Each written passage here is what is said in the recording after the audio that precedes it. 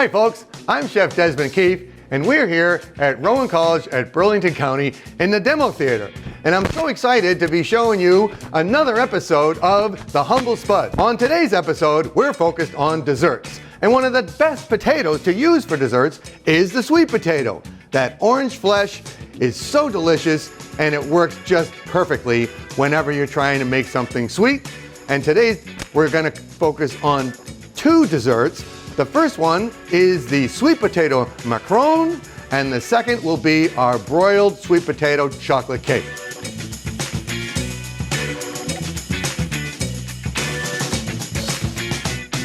So to make macarons, what we need to do is start off with whipping up some egg whites. And so I'm gonna throw these egg whites I have at room temperature right into our mixer with the whisk attachment. I've got some granulated sugar that we're gonna add to that. And I actually do have a little bit of orange food coloring. This is gonna give it the color that we really want for making these sweet potato macarons.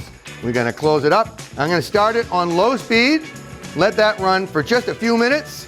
And I love the color that it gives me when I put a little bit of that orange food coloring in there because, of course, we're making sweet potato macarons. The sweet potato will be in the buttercream a little bit later on. So, but first, now we got to put together the base for that. So what I have over here is the powdered sugar, about 1.25 cups. And I have about 6 ounces of sifted almond flour. I'm gonna put that in, just like that. And in here, we've got some ground ginger, ground cinnamon, and ground nutmeg. And we're gonna mix those all in, give that a tap, and we'll mix those up. So that's gonna do a nice job of giving us that flavor and that base. The other thing, of course, to bear in mind when it comes to this, since we're using almond flour, it's gonna be a gluten-free recipe. All right, now we gotta turn our temperature up a little bit higher on our mixer. So let's switch this off. Turn it up to 2 and let it go again. We want to get some nice stiff egg whites so that we can fold them into our dry mixture. Okay, so now we're going to turn it off so that we can adjust the speed one more time. I'm going to put it on high. We're going to let that go for 3 more minutes. Okay, I really want to make sure that we have beautiful stiff egg whites so that we can fold our dry in there and it will give us the leavening that we need to have the nice crunchy texture we're looking for in our macarons. All right, so now we've got it at the beautiful stiff peak stage that we're looking for. Let me just kind of give you a little show. I gotta shake off all that extra beautiful egg white that we have on here, just like that. And we're gonna pull this out and we'll set that off to the side just like that for a minute. As you can see, beautiful and stiff. And we turn it upside down, nothing's moving. So that's how we know it's the right consistency for our egg whites. All right, so now what I'm gonna do is I'm gonna fold in the dry to the wet, as is the standard procedure there. So I've got all of my beautiful dry mixture, and we're gonna put that right in to our egg whites and sugar that we've got right here. And we'll take that and just set it off to the side like that. And now we're going to fold gently because we don't want to lose all the air that we have inside of this, all right? Because that's going to make it so that they end up becoming flat. We want a nice rise on our macarons when they do bake in the oven. So that's why we're very gently incorporating the powdered sugar, the cinnamon, the ginger, and the nutmeg into our whites. All right, almost there. We gotta be careful. Like I said, don't want to flatten it out. But we also want it to be thoroughly incorporated so that we have consistent flavor on our macarons as we consume them because they're just so incredibly delicious and one of my favorite desserts of all time. Actually, when I was living in the Bahamas, I had a neighbor who was the pastry chef at the local country club. And he's the guy who actually showed me this recipe. And his name is Shaka. And boy, he was a fantastic chef. And we had a lot of fun together while we were living down there in Nassau. All right. So that's all set there. So my next step is I'm going to show you that I have made a little model with all of the little diagrams here for the macarons. I took a ring mold and I just kind of drew circles on the inside of each one, and that way you could be consistent on the size of your macarons so that they're all the same. I also took the liberty of putting my large round tip into my pastry bag, got that done in advance so that I could just take these and I'm going to transfer them into my pastry bag. There we go, like that. And again, being relatively gentle to make sure that we're not going to end up knocking the air out of them as we're trying to do the transfer. And so here we go here, just about enough to be able to do the next step, which is to pipe these out. There we go, that looks pretty good. Okay, so now let's hold this over here like that. We'll unroll it that. We're just gonna give it a little twist at the bottom so that it doesn't come out, like so. All right, and then the easiest way to do this is you're just gonna go right in the dead center and give it a quick pop. We don't have to do any swirls or anything like that. We just go right into the middle and we're gonna fill each one of these just like that. Okay, oh, those are gonna be gorgeous. As you can see, we got a lot of these, and so they're top and bottom. It's a sandwich, is the macaron. So we bake the top and bottom, and then we fill it with our sweet potato buttercream that I've been promising you, and we'll make that in a minute. All right, I'm gonna turn these around so that I can reach them better and make sure I don't get my chef coat elbows right in the middle of those beautiful macarons here. All right, and that was why we let it sit for a minute, because we definitely don't want to have air bubbles in there. That's why we do that. And you might see a couple, but I have a little technique that you may all be aware of, and that will be something I'll show you in just 1 second. We're almost done with these. All right, now what we want to do here to make sure that we knock all the air out and to kind of flatten those out is we're going to bang these a couple of times on the surface. So I'm going to lift it up and then I'm going to drop it onto my table here so that I can make sure that I knock out any air and kind of flatten those tips that are on there. Here we go. 1, 2, 3. All right, I'm going to do that a couple more times. We're going to pick it back up. We're going to drop it down. 1, 2, 3. Oh yeah, let's give that one more good whack. 1, 2, 3, and that should do it. All right, so now we're gonna have to let these sit for about 45 minutes, because what you wanna make sure of is that it dries enough to give a nice skin on the surface of the macarons, and that way they are gonna give you that perfect crunch that you're looking for when you bite into them. And so they'll sit to the side for a minute, and while that's going on, I'll start my buttercream. All right, so now let's get started on our buttercream. I've got the room temperature butter right here, whole butter. We're gonna transfer that into our mixer, which again has the whip attachment on it. I wanna aerate my butter really nicely. So we're gonna close those down and it's gonna go on fast right off the bat. So what we wanna make sure of when we whip our butter is that we give it the opportunity to get nice and light, because we're creaming our butter, and then we'll throw our sugar in to go with it. So let me get that nice and light. So we're gonna turn that on right now. All right, I'm gonna scrape it down the sides just to make sure that all my butter is getting an opportunity to whisk up. And so here we go right here, just get that in there like that. And I'm gonna start to add a little bit of my confectioner's sugar, just a little at a time, and get that creamed in. Here we go, on again. All right, perfect, that's what I'm looking for here. So we're creaming very nicely now. That's the important thing, because if you don't cream the butter and sugar together, you're gonna have a grainy buttercream, and that's not very pleasant. All right, so let's get a little bit more of our confectioner's sugar in there. So we'll keep that creaming method working here. Gonna bring it back up, back on it goes. Gonna get a little sugar. You know, nothing wrong with having a little sugar in your mouth as you're working. So now it's all incorporating in there. We're getting that beautiful cream. Consistency we're looking for. Sometimes I'll even tip up my mixer just a little bit just to make sure it gets all from the bottom. Beautiful. All right, back off. Okay, I'm gonna do one more batch here and then one more after that. We should be good. All right, up we go and contact.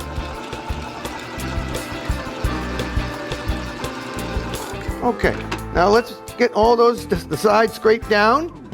And I've got some cooked mashed sweet potatoes right here. So I'm gonna incorporate those into my buttercream. Get that beautiful sweet potato flavor that we're looking for.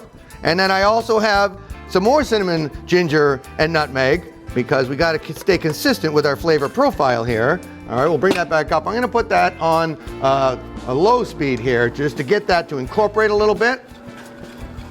Actually, I'm gonna turn that up just one. There we go, good. Looks like it needs to go all the way to the 3rd speed, so here we go. That's it. Okay. So now we're getting this beautiful creamy buttercream that we all love. Okay, so we've got the buttercream at just about the consistency we want. So I'm gonna turn it back on just so that I can add a little bit of heavy cream with some vanilla extract to give it a nice fluffiness that would be just perfect for our filling. There we go. We're just gonna slowly add that in. So now we're gonna transfer that into a pastry bag and get that ready to fill our macarons after they come out of the oven. And last but not least, we're gonna make a little bit of whipped cream, which is just gonna be a little bit of heavy cream, some vanilla, and I'm just gonna do this the old-fashioned way, like that.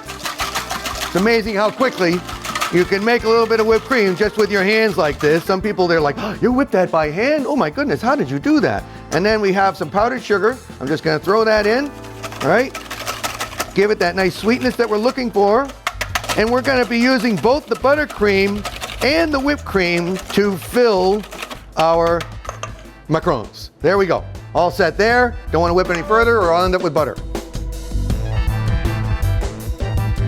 Okay. And so now it's time to get our macarons into the oven. They've got a nice firm top on them, which is exactly what we're looking for, so that when they go in the oven, they'll have that crispy texture for the good crunch that we're looking for when we put them in. All right, so my oven's set at 300 degrees Fahrenheit, and I'm just gonna throw this right in, and these are gonna cook for 20 to 25 minutes. We're gonna check them after 20, and I always like to set a timer just to be safe. There we go there. And so that way, we'll be able to make sure that they're going to be just the right color and texture.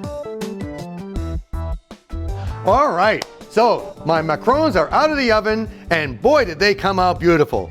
Look at that nice flat dome that we've got on the top, and they definitely have the crispy top that we really are looking for. So the next step is to just take them, and we're gonna turn them all over so that I can prepare them to be filled with my buttercream and my whipped cream. So we're just gonna turn these all over real quick, just like this.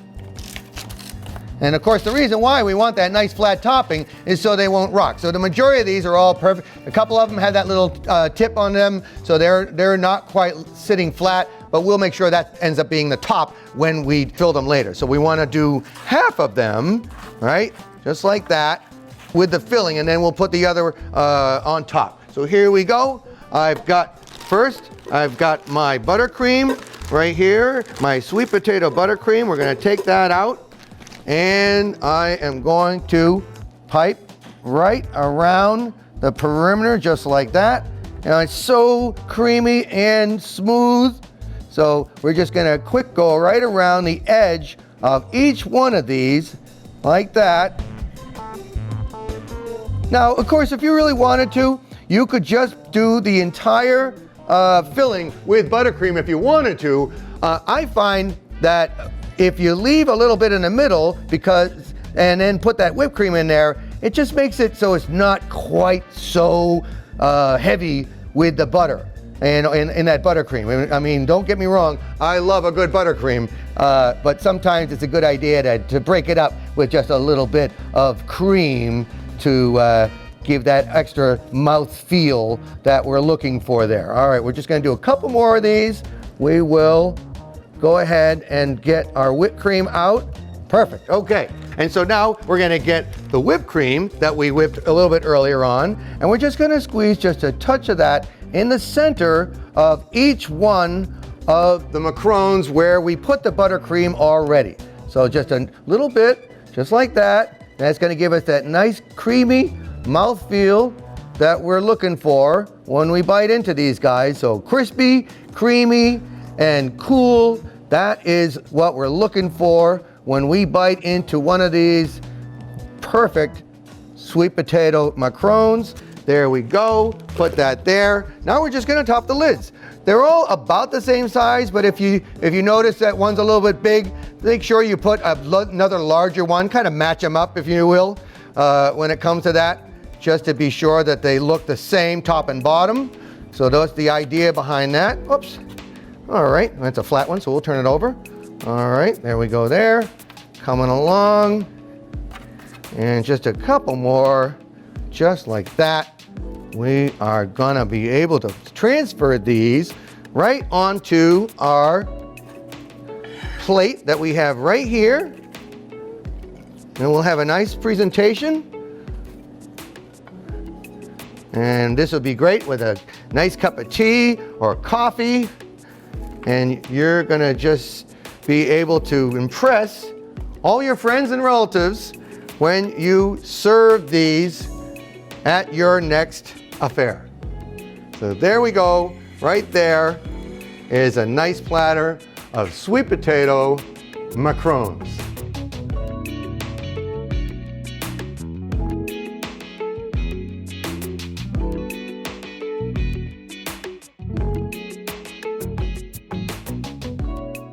Okay, so now we're gonna get started on our second recipe today, which is the sweet potato chocolate cake with the broiled topping. The first thing I'm gonna do is jump right in and start preparing my pan. I've got some softened butter right here in my hand, and so I'm just gonna run that right around the edges and the bottom of my 9x11 pan that I have right here. And then now that that is thoroughly coated, all right, now I can take my glove off and make my life a little easier with this cocoa powder. We're just gonna let that go in, and we'll just shake that around a little bit. Because we wanna have a nice little coating on the inside, and that'll make it so that the cake doesn't stick and give it one more level of flavor at the same time. And then we'll just get the rest of that back into our pan, and there we go. All right, now we'll set that to the side. A little bit of unsweetened chocolate and some honey in this bowl right here. And what I'm gonna do is I'm gonna take 1/3 cup of boiling water, which I just did over at the stove, and we're gonna bring it over. We're gonna let that sit for about 3 minutes. And while that is doing its work, I'm gonna go over to the mixer now, and I'm gonna start to make my batter. So the first thing I do is I'm gonna begin with getting my butter, my softened butter, into the bowl with a paddle attachment. And we'll start that on low, and we'll just do that for a minute. And once that gets into the cream stage, once again, I can add my brown sugar. All right, I'm gonna put that right in. Just like that. Perfect. So as promised, this is a sweet potato episode here. So I've got some nice sweet mashed potatoes that we've already pureed. And so we're gonna put those in as soon as that gets a nice consistency we're looking for. And there it is. I'm gonna turn it off to make it so a little easier to add that in. So here we go with our sweet potato puree.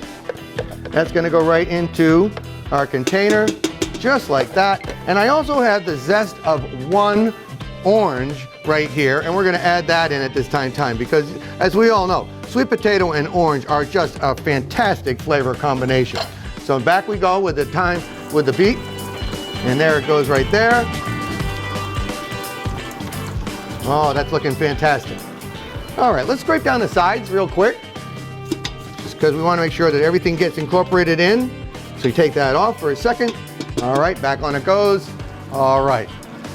The next step is to add, I have 2 eggs that are going to go in here. We're going to add them in one at a time. So there's the first one. I'm going to put that right in. Let that incorporate for a second, and then I'll crack the second one into my bowl. It's always a good idea to crack your eggs in a bowl like this in advance, just to make sure that there isn't any shell that's going to go straight into your mixture. All right, that one's good. Next one in. Nice. Okay, one more time. We're going to scrape things down on the sides just for a second. Perfect. And now, while we're at it, I have some baking soda and a little bit of salt. I'm going to put those in with my flour, and I'm going to add about half of it to my mixture, just like that. All right, and then we're going to turn that on low for a second to allow that to incorporate. And I also have some gorgeous sour cream here because we want this to be a really decadent chocolate and sweet potato cake. So I'm going to add about a half of this. Turn that off. We're adding it in batches like this because we want it to be thoroughly incorporated. So that's the idea behind that.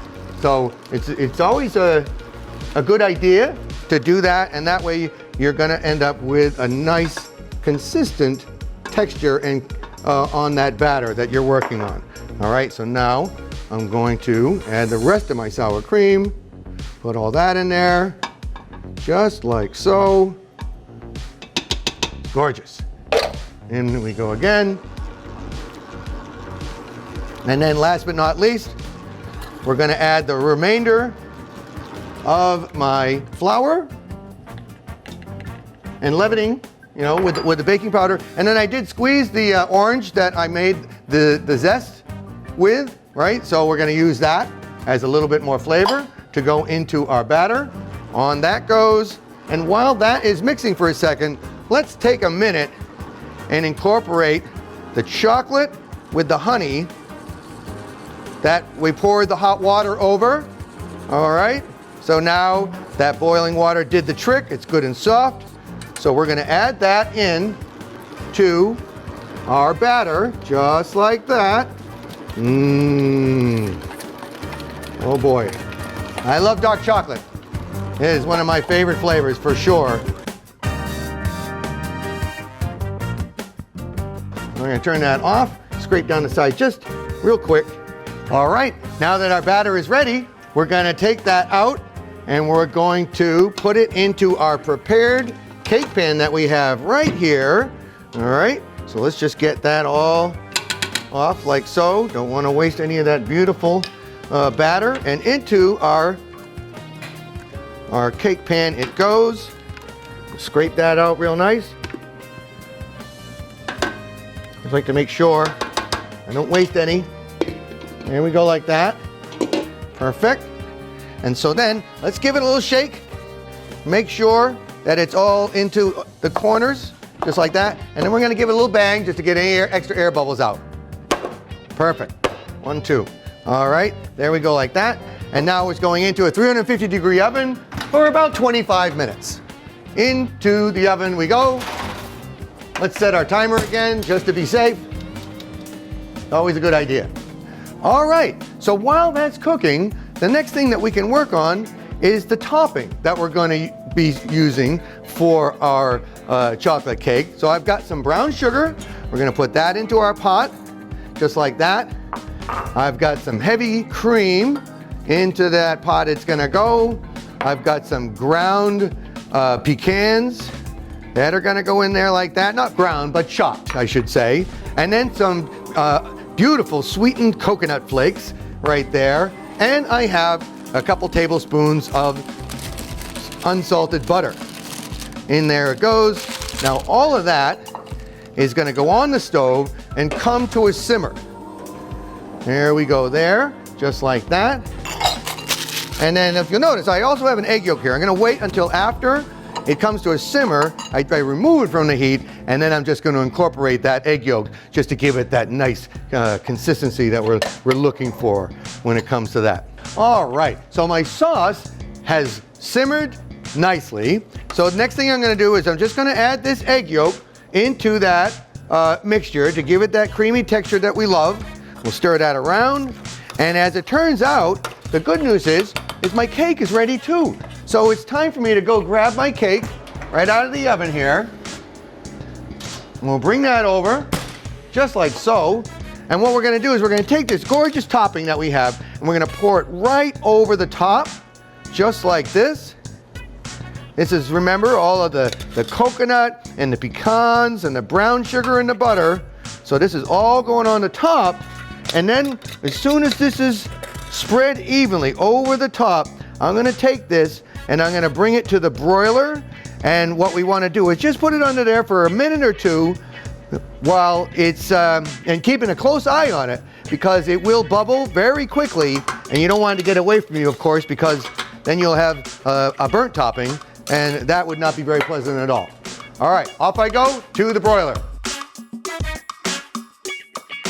Out of the oven, nice and broiled on the top here. Let's cut a slice so we can put that right onto our plate that we have right here. Oh my God. And there you have it. Here, this was our dessert episode of the Humble Spud, and what we gave you today was the sweet potato macarons and the sweet potato chocolate cake with the broiled topping. And if you were interested in finding these recipes, pop on to Truly Seasoned on Instagram. And if you want to try some of these recipes, you might be able to find us at Burlington Agricultural Farmers Market because the Humble Spud has their own stand every Saturday from now until October.